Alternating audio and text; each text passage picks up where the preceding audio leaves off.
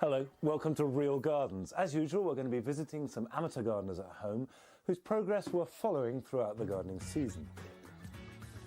This week, Anne-Marie Powell's back in Stockport, weaving wattle with fiancés and first-time gardeners Mike and Alison. Right, let me start down here first. Carol Klein is in Felixstowe, helping plant-mad Diana Harold hack a path through her jungle. Lovely. Brilliant.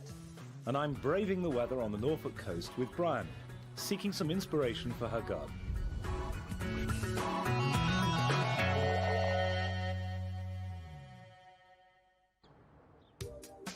This house on the edge of Stockport belongs to Mike Woodall and his fiancée Alison Buckley. They're doing it up from top to bottom before moving in when they get married next spring. The garden needs almost as much work as the house, and when she was last here, Anne-Marie helped Alison and Mike to cut down some overgrown trees. Yeah! Oh, that was hard work, wasn't it? I'm not coming back here again. Ever! Whatever she may have said, Anne-Marie is back, and impressed with the progress that they've made since her last visit. Oh, no, it fills me with terror, this garden now. I was having nightmares last night about what you'd get me doing this time. Nice to see you brought the weather again. I know! It's horrible. Is it always like this in Stockport? It's terrible. Yeah. You've done quite a lot down in this area, though, haven't you? It looks clearer. Yeah, we have. We've tried to clear what we can. We've got rid of all the rose bushes, all the brambles. There's still a lot to do, isn't there? Yeah. We want to start with the veg beds. That sounds good. Because we bought some seeds. Oh, right, And OK. we've got some manure and some topsoil. Yeah, bought So you're some organised. herbs. And bought some herbs as well. Organised? Yeah. So where's this going to go? Should we have a look? Yeah. Right, I think that's quite wild. That's going to be our wild area, isn't it? Yeah. I think we should have them sort of about here, right in the middle. You've got sort of two curved beds coming down here. Quite big, because if you're going to do it, let's do it big time. And you can actually walk between here into a separate part of the garden just down here, can't we? What do you think? I like that. Yeah, it's great. It's a good idea. Yeah. The only thing about the soil is it's very boggy and very clayey. Yeah, I've noticed it's really wet, isn't it? So why don't we raise them so we have some retaining structure and actually raise the soil so it keeps them nice and dry. And it's easier to manage then as well, isn't it? Brilliant. Yeah, it's great. Do you think? Yeah, it's a great idea. So let's measure up, basically. If we measure the width... We want to make two semicircular beds on either side of the garden with a nice wide space in the middle. Well, it's 7 metres exactly. Alison, do you want to put a piece of wood at 3.5 so you know where the middle is? Does it tell me where it is? Yeah, read the tape measure, love. Yeah, I'm reading it. Who are you talking to? Dear me. So each half circle will be 2 metres across and 4 metres along the back edge. And if we swing it round like this, that's going to be the size of the bed. That's quite big, that, isn't it? We're marking out the semicircle with hazel pegs. This area will now need to be cleared of turf and anything else that's in the way. I'm not getting that out. Well, I've hired a digger. Have you? Yeah. Look. Marvellous. That's going to do the job, isn't it? Won't take long with that, will it? Well, if it's not going to take long, can you do that? Strip the turf, get the stumps out, and I'm going to see if I can find some The materials. only problem is we haven't got a driver. Do you know anybody? I'm leaving them to get on with the hard graft while I skive off to go shopping. Stripping turf off clay soil is hard work, so Alison is cutting it into small pieces.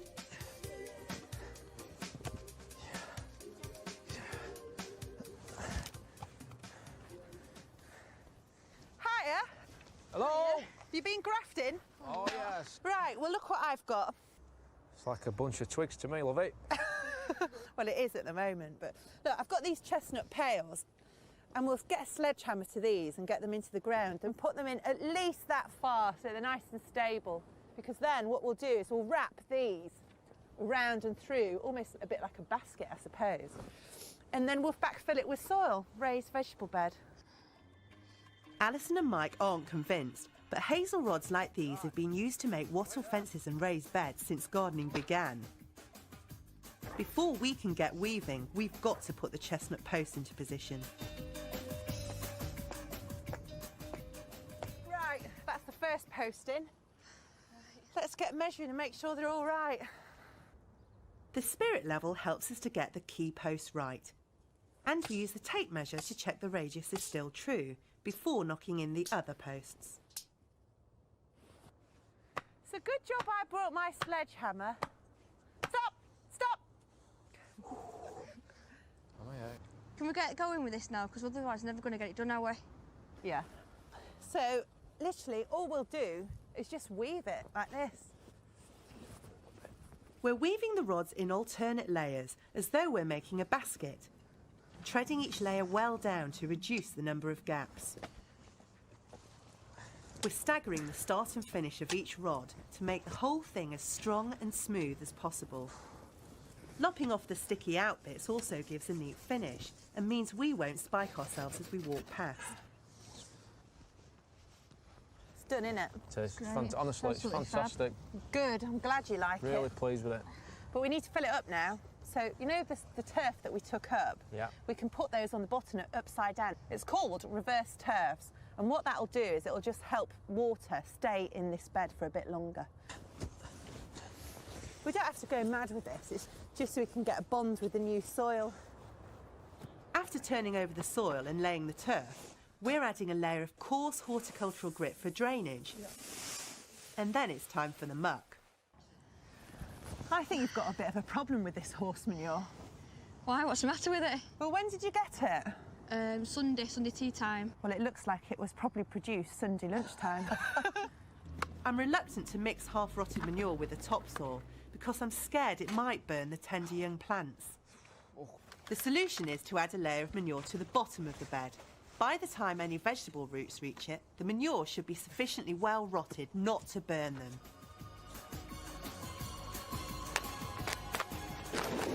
At last, we can add compost and topsoil, trampling it down to firm it. Whack, whack. By the time I come back, I'm hoping that Mike and Alison will have finished planting this one and the twin bed on the other side of the garden. I'm pleased with that. Are you, Mike? Very. I love it. Imagine what this is going to look like when it's just green and lush. It's just going to be overspilling. It's going to be fantastic. I'm proud of this. It's nice.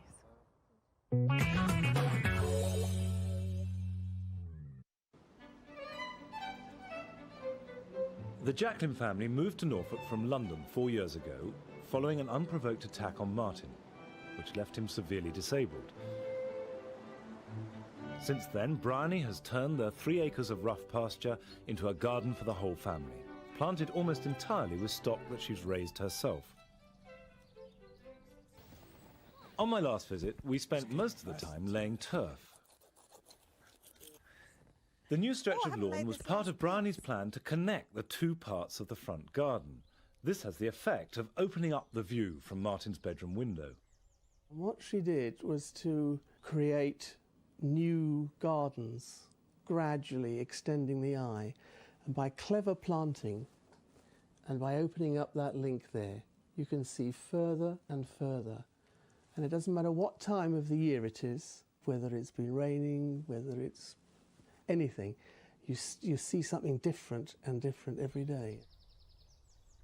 Bryony's next project is to add more wildflowers to the borders of her driveway.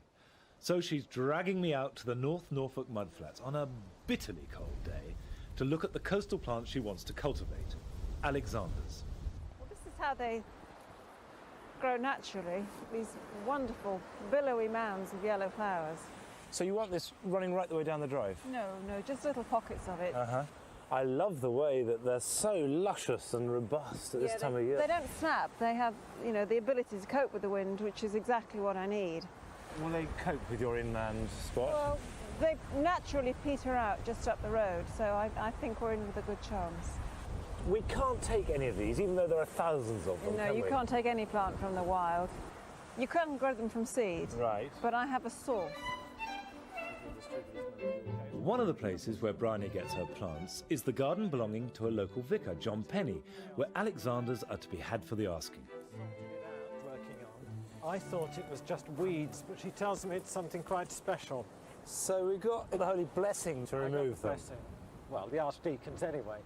Well, of course, no one in their right mind would want them, even in a weed patch. But in the right context, which is what I have in mind, they'll do just the right You need job. a thug at that in your garden. Yeah. not too bad. There we are. Lovely. So that looks like a parsnip, doesn't it? Well, apparently it tastes like parsnip too. Doesn't smell like parsnip. Because I've eaten the stems. Like stewed celery. them, yeah, and they're very nice. But if you let the seeds develop, you can use the substitute pepper, which is what the Romans did. So there is no finer plant than the Alexanders. Handsome thugs. Yeah. I'm going to be careful. A bit of rough in the garden, eh? Of course, the big question now is whether the Alexanders will actually survive a further 2 miles inland. So where are we going to put these? I think probably just along here. Yeah. If they're anything like John's garden, they're going to spread into the grass, aren't they? But I regularly cut this, so it'll be all right. And just a slit. Okay. So why are you putting them here exactly? But the main reason is that there are all these bulbs. There are snowdrops, followed by daffodils and tulips and bluebells. And the Alexanders and the cow parsley and their cousins whiz up as their leaves go over, so it disguises the decay. And do you think they're going to all take with these taproots? No, I think a lot of them won't. I think the only thing to do is to cut some of the leaves off so that they're not under such a strain. Have you sort of begged, borrowed and stolen all the plants along here? Because it must be quite a lot to go right down. Would you like to rephrase that? No, you know what I mean. You do grow an awful lot from seed and cuttings and... Well, there were a lot of daffodils here already, and I've added to them. But people are very generous if they know you're interested. I've been given all sorts of wonderful plants, and it's a good way to make friends as well.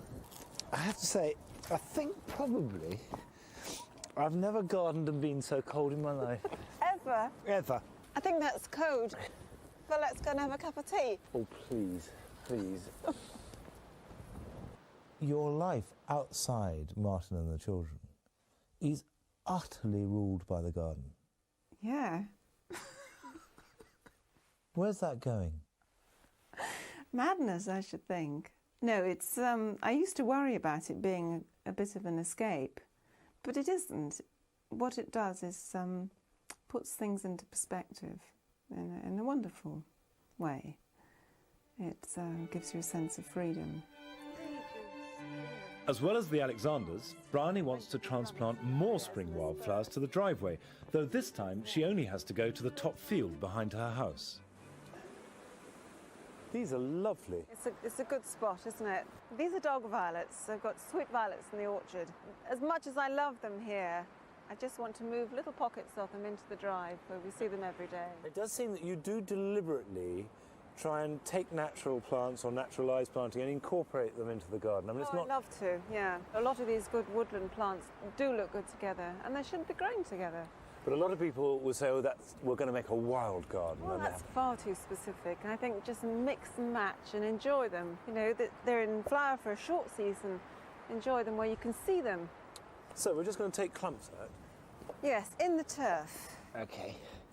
In fact, they won't mind us at all, will they? No, they thrive on it, actually. And not only will the ones that we move be OK, but the ones that we leave behind will spread more vigorously. Right. Now, I'm going to put them along here on this front edge. So we've got the tall things on the back. OK. And little starlets on the edge. Starlets of violets. They are nice, actually, aren't they? I really, really got a lot of pleasure from violets. Well, I think they're much underrated. But these will take over, and in fact, will make quite a big clump pretty quickly, won't it? Yeah, they will. And I don't have to bother with them. You know, they'll look after themselves. OK, when we've got these in, I'm going to go, but I'd like to know what we're going to do next week. Well, I think you've got off a bit lightly, actually. I mean, standing in the bitterest cold I've ever known. Apart from the weather, you've got off lightly, so I think we need to do something physical. Like? We're going to mark out a new bit of the garden from scratch and do a bit of digging. And what's the theme of that bit of the garden? It's going to be called the roundel. So I like a bit of humour in a garden. Well, that certainly made me roar with laughter when you said that.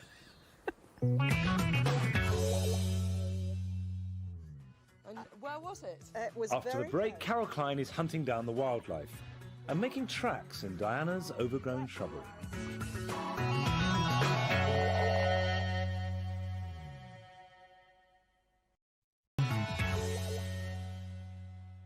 Welcome back. Well, thank goodness it's got a bit warmer. And of course, at this time of year when the weather does warm up, everything shoots at a rate of knot.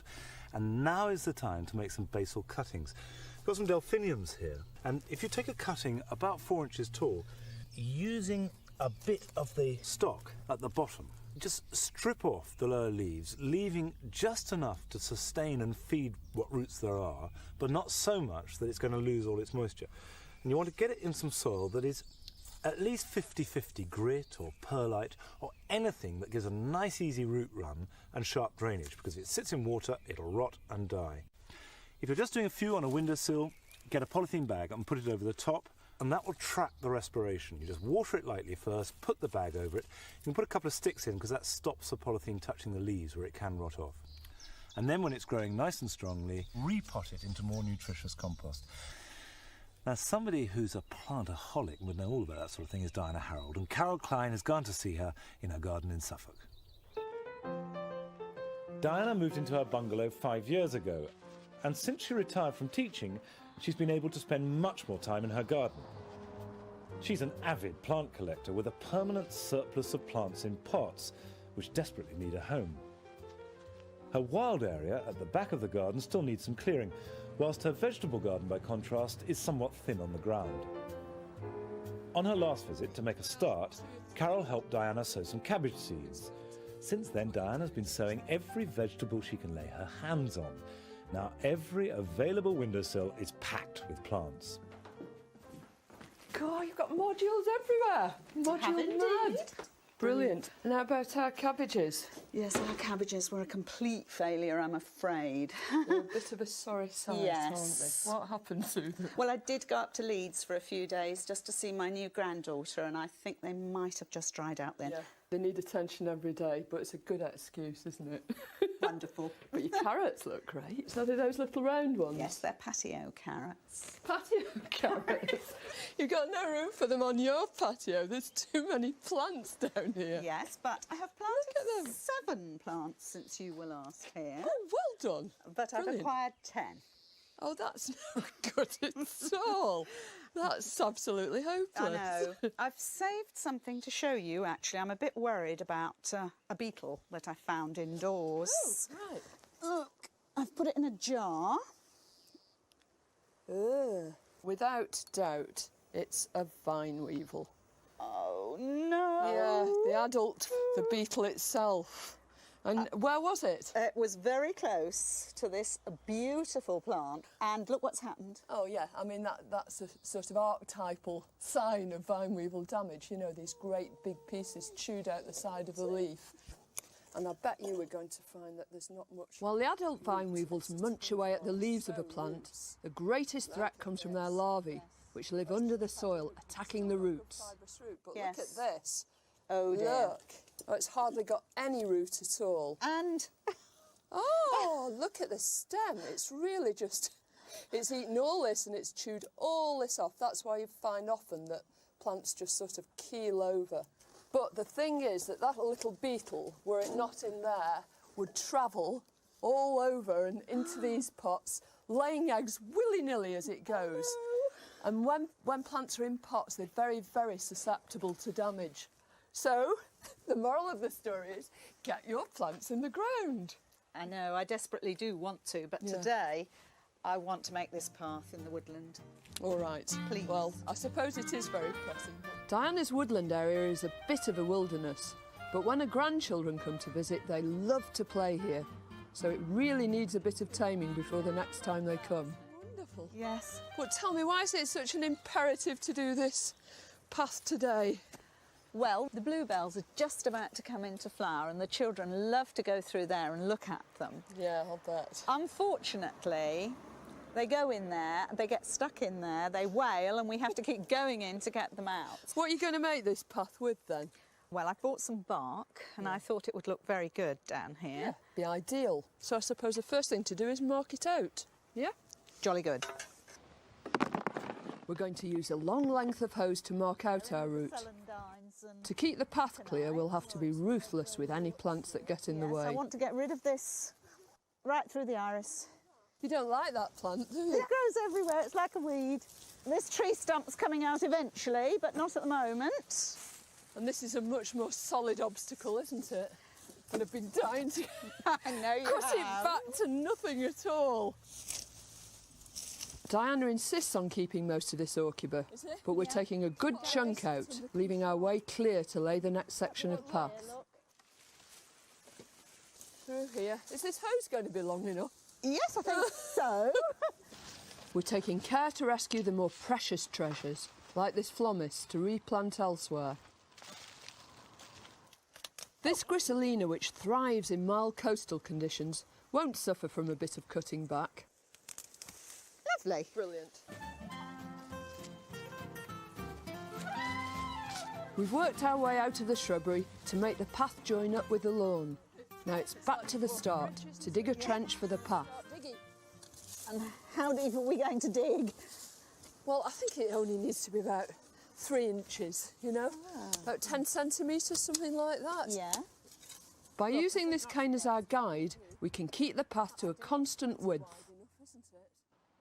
We could use a plastic liner to keep the weeds down, but on an informal path like this, it's not really appropriate. This looks like good stuff. Is it going to look all right? That's what I want to know. Oh, I think it's lovely. Don't you? Quite chunky, actually, isn't it? Oh, yeah. The crushed bark will make a soft, child-friendly surface. To finish the path off, we're putting in rounds of timber at either end for the children to use as stepping stones. And they're for little feet, so we little don't want... feet, so not too far apart. What do you think? Do you want one in there? Yes, I'm going to have someone going up to the tree. Because so the kids can jump in. The children climb up there. Right. So. Well, we've got to just dig some holes then and sink them in because you want them level, don't you? Absolutely level. You just sort of use them for a pattern first. Yes. These sections of elm have come from Diana's son, who's a qualified tree surgeon, but you could get them from a sawmill. The holes are deep enough to make the roundels flush with the ground. Once the roundels are in, the new path makes Diana's woodland garden a delight to explore. Right, I think it's time we gave this woodland path a little test run. It's very bouncy, isn't it? Oh, it is. It's good though, isn't it? Yes, and doesn't it smell lovely? Fit for any explorer, isn't it? Just what I wanted. Yeah, and these roundels really finish it off, don't they? They're lovely. What do you think the kids are going to think of it? Well, we shall find out next time because they're coming to stay. So we shall have at least 3 of them running around. Brilliant. Be nice. And what we're going to do next time, apart from play with the kids? I think the vegetable garden.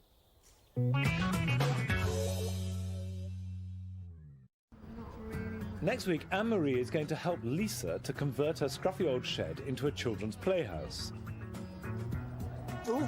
Carol is sploshing about in mud with Adrian and Debbie. And I'm back with Brian, helping her with her roundel garden. See you then. Bye-bye.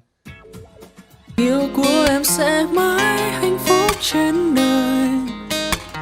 Người em đã yêu sẽ luôn ở bên và quan tâm em. Giờ anh ở đây dù vẫn nhớ em nhưng chẳng thể nói nên lời. Ngày mưa cứ rơi lạnh cắm trái tim anh người ơi. Biết đâu khi ấy nước mắt làm tim em muộn phiền.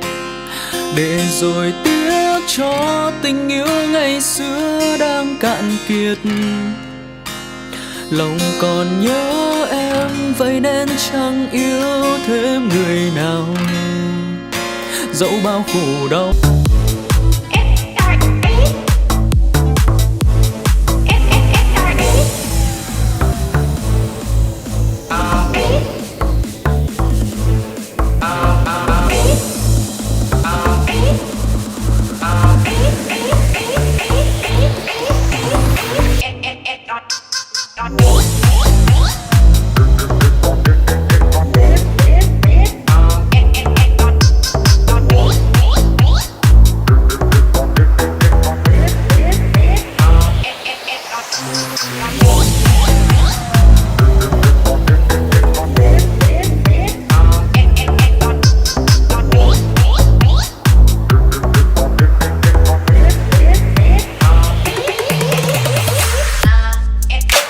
use as stepping stones. And they're for little feet, so we don't Little want... feet, so not too far apart. What do you think? Do you want one in there? Yes, I'm going to have someone going up to the tree. Because so the kids can jump in and... The children climb up there. Right. So. Well, we've got to just dig some holes then and sink them in because you want them level, don't you? Absolutely level. You just sort of use them for a pattern first. Yes. These sections of elm have come from Diana's son, who's a qualified tree surgeon, but you could get them from a sawmill.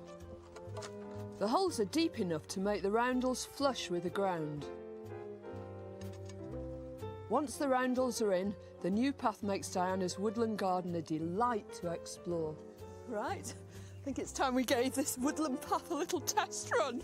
It's very bouncy, isn't it? Oh, it is. It's good though, isn't it? Yes, and doesn't it smell lovely? Fit for any explorer, isn't it? Just what I wanted. Yeah, and these roundels really finish it off, don't they? They're lovely. What do you think the kids are going to think of it? Well, we shall find out next time because they're coming to stay. So we shall have at least 3 of them running around. Brilliant. Be nice. And what we're going to do next time, apart from play with the kids? I think the vegetable garden.